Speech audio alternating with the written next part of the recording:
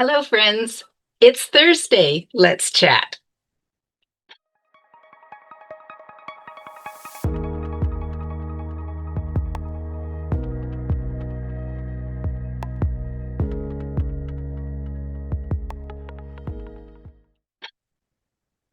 I know I've been absent for about a month on my Thursday chats, and my creative juices have just kind of gone, but I'm determined to get back into doing these things that I love.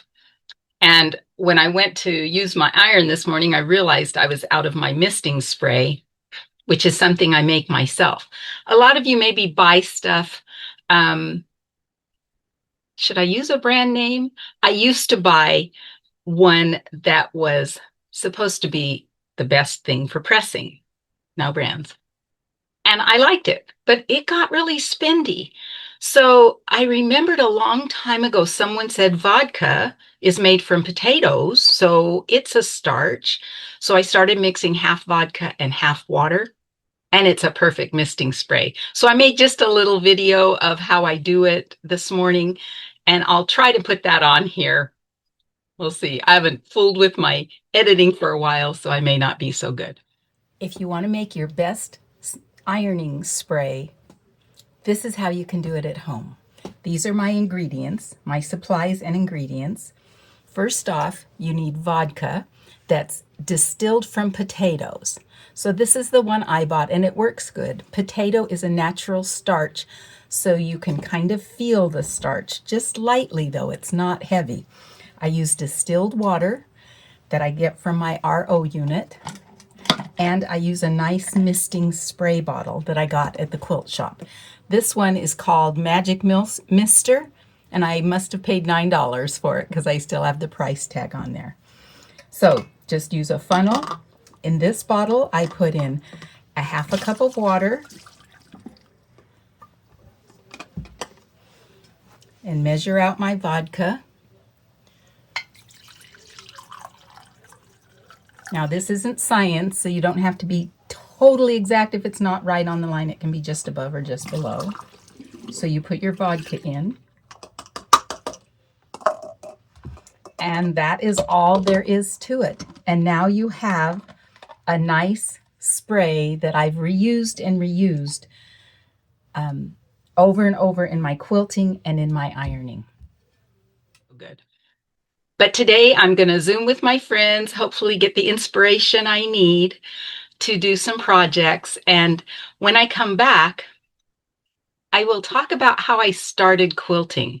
I'll tell you my quilting story because that's going to get me motivated too, I'm sure. And for those of you that have been following me doing the Bargello quilt, I plan to bring that in. So what I have to do first is, my quilting machine is covered up with that fabric right there, is clear off the whole area because it is such a big quilt. It's so long, and I've got to fold it in long ways to quilt it because it is king size. And so I'll clean that off and I'll bring the quilt in. So hopefully it will at least be here and be ready to set up when I come back.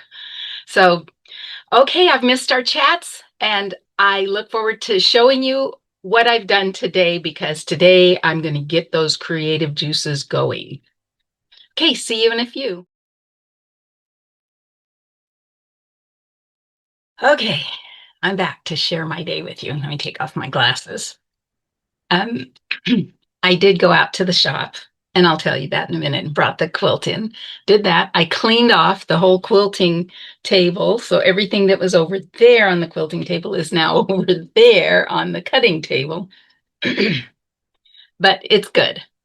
So, and then I set up the quilt. I did go get it, set it up, and I'm going to tell you about that right here. So I did go out to the shop and get the quilt, and I got it all ready to be quilted.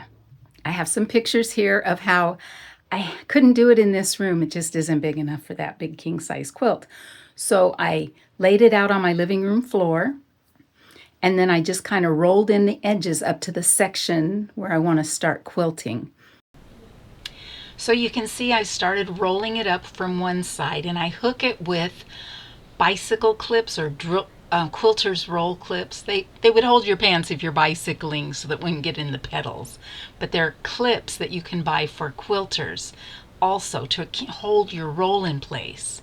Now you can see I've got both ends rolled in. I want to start with the blue and do all the swoops down and then do that section. So now I've brought that in here, and let me turn my camera around.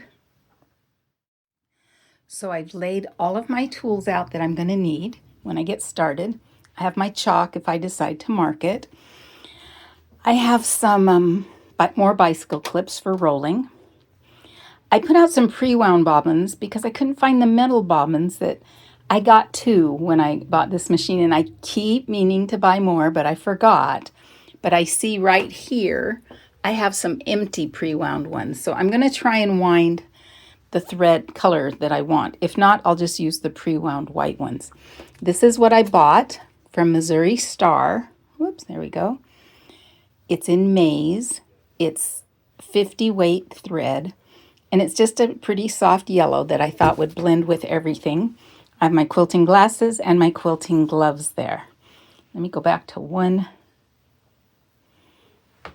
time, and you can see how this is rolled in on each side, ready for me to do that center section.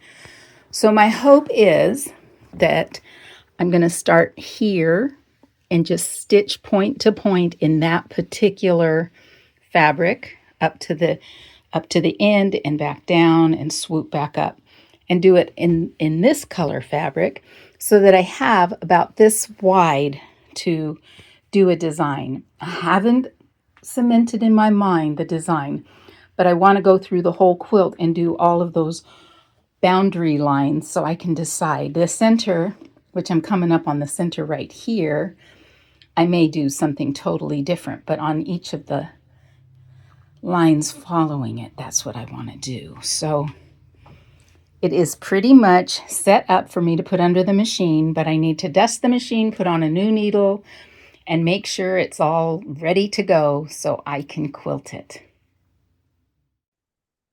So that was my day.